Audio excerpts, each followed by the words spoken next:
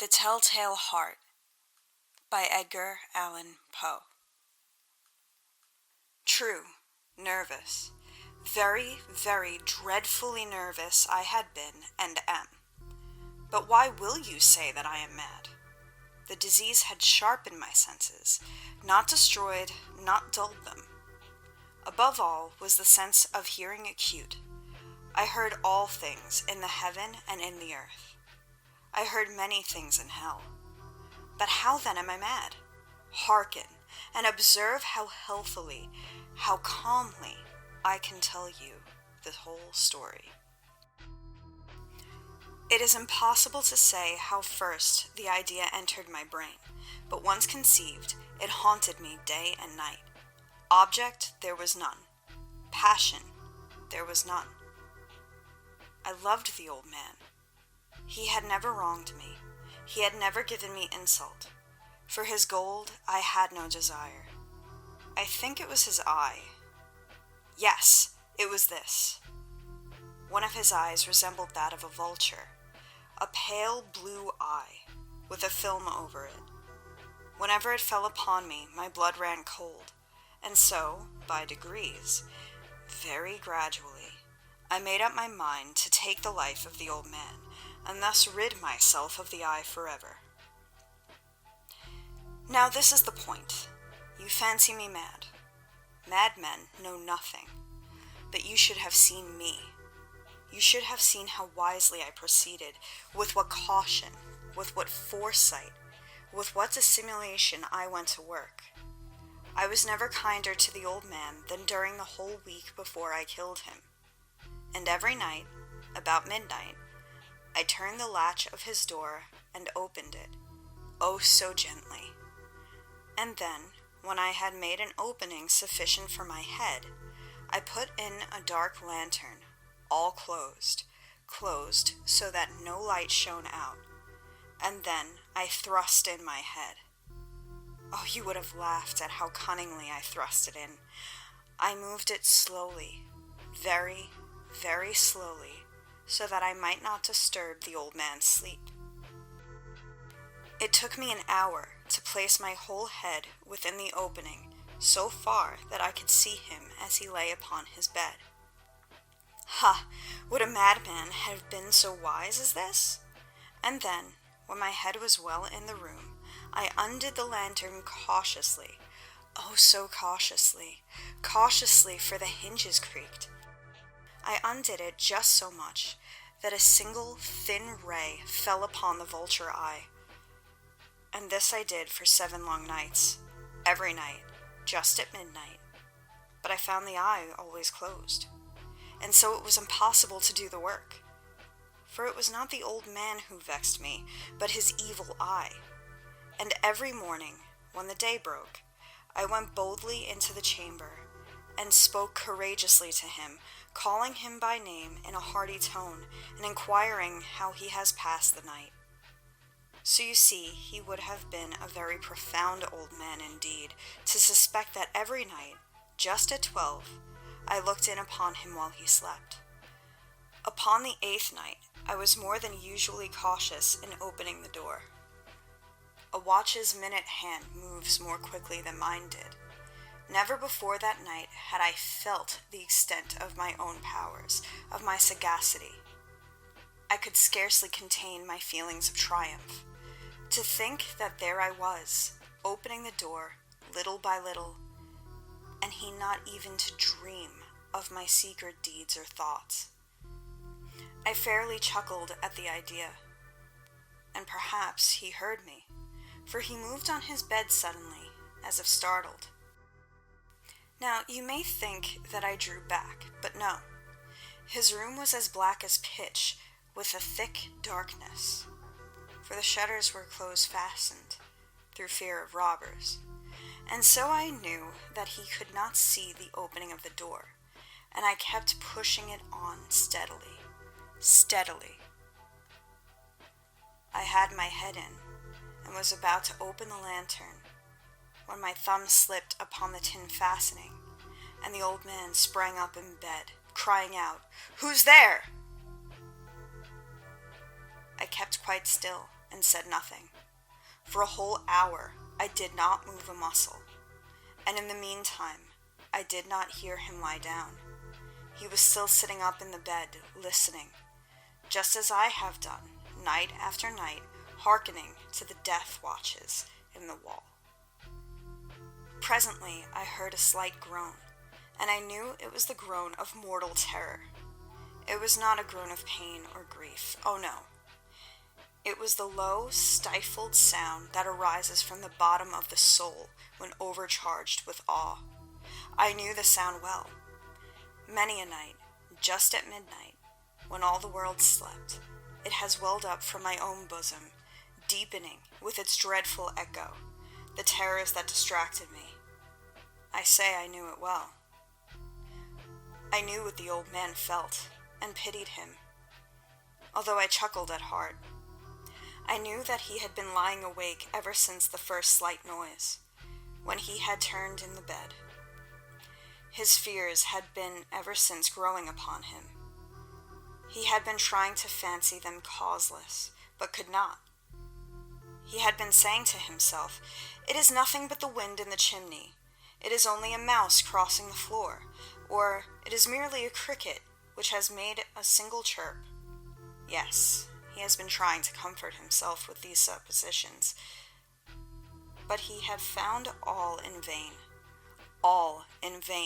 because death, in approaching him, had stalked with his black shadow before him and enveloped the victim. And it was the mournful influence of the unperceived shadow that caused him to feel, although he neither saw nor heard, to feel the presence of my head within the room. When I had waited a long time, very patiently, without hearing him lie down, I resolved to open a very, very little crevice in the lantern. So I opened it.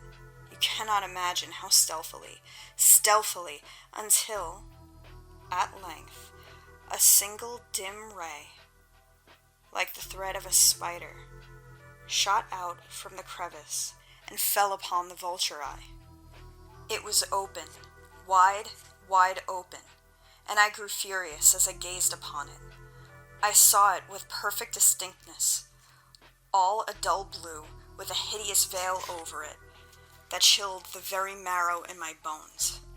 But I could see nothing else of the old man's face or person, for I had directed the ray as if by instinct precisely upon the damned spot. And now have I not told you that what you mistake for madness is but over-acuteness of the senses? Now, I say, there came to my ears a low, dull, quick sound, such as a watch makes when enveloped in cotton. I knew that sound well, too. It was the beating of the old man's heart, and increased my fury as the beating of a drum stimulates a soldier into courage. But even then, I refrained and kept still. I scarcely breathed. I held the lantern motionless. I tried how steadily I could maintain the ray upon the eye. Meantime, the hellish tattoo of the heart increased. It grew quicker and quicker, and louder every instant. The old man's terror must have been extreme. It grew louder, I say louder, every moment. Do you mark me well? I have told you that I am nervous. So I am. And now, at the dread hour of the night, amid the dreadful silence of that old house, so strange a noise as this excited me to uncontrollable terror. Yet for some minutes longer I refrained and stood still. But the beating grew louder. I thought my heart might burst. And now a new anxiety seized me. The sound would be heard by a neighbor. The old man's hour had come. With a loud yell, I threw open the lantern and leaped into the room. He shrieked once, only once. In an instant, I dragged him to the floor and pulled the heavy bed over him. I then smiled gaily to find the deed so far done. But for many minutes, the heartbeat went on with muffled sound. This, however, did not vex me. It would not be heard through the wall. At length it ceased. The old man was dead. I removed the bed and examined the corpse. Yes, he was stone dead. I placed my hand upon the heart and held it there for many minutes. There was no pulsation. He was stone dead. His eye would trouble me no more. If you still think me mad, you will think so no longer when I describe the wise precautions I took for the concealment of the body. The night waned, and I worked hastily, but in silence. First of all, I dismembered the corpse. I cut off the head and the arms and the legs.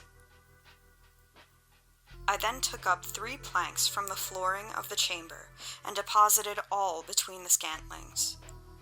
I then replaced the boards so cleverly, so cunningly, that no human eye, not even his, could have detected anything wrong.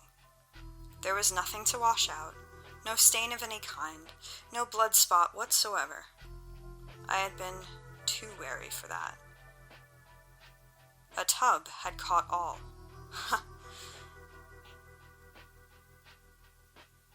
When I had made the end of these labors, it was 4 o'clock, still dark as midnight. When I had made an end of these labors, it was 4 o'clock, still dark as midnight. As the bell sounded the hour, there came a knocking at the street door. I went down to open it with a light heart. For what had I now to fear? There entered 3 men who introduced themselves, with perfect suavity, as officers of the police. A shriek had been heard by a neighbor during the night. Suspicion of foul play had been aroused.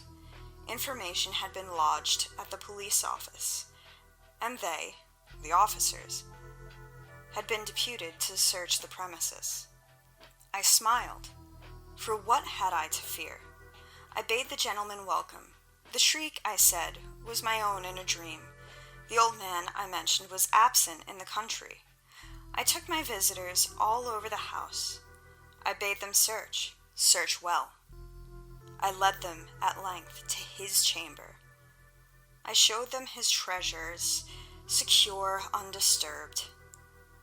In the enthusiasm of my confidence, I brought chairs into the room and desired them here to rest from their fatigues, while I myself, in the wild audacity of my perfect triumph, placed my own seat upon the very spot beneath which reposed the corpse of the victim.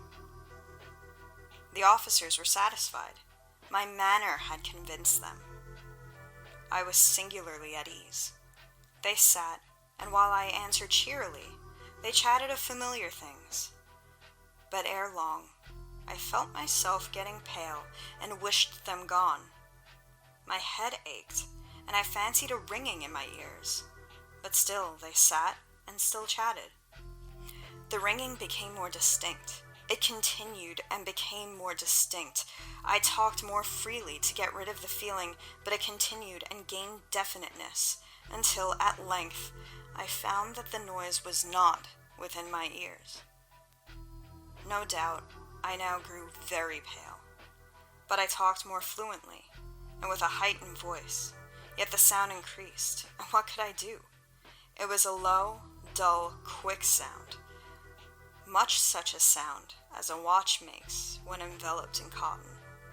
I gasped for breath, and yet the officers heard it not. I talked more quickly, more vehemently, but the noise steadily increased. I arose and argued about trifles in a high key, with violent gesticulations, but the noise steadily increased. Why would they not be gone? I paced the floor to and fro with heavy strides, as if excited to fury by the observations of the men, but the noise steadily increased. Oh God, what could I do? I foamed, I raved, I swore. I swung the chair upon which I had been sitting, and grated it upon the boards, but the noise arose over all, and continually increased. It grew louder, louder, louder, and still the men chatted pleasantly and smiled. Was it possibly they heard not? Almighty God, no, no! They heard, they suspected, they knew. They were making a mockery of my horror. This I thought, and this I think. But anything was better than this agony. Anything was more tolerable than this derision. I could bear those hypocritical smiles no longer. I felt that I must scream or die, and now again hark! Louder, louder, louder, louder! Villains! I shrieked. Dissemble no more, I admit the deed. Tear up the planks. Here, here! It is the beating of his hideous heart.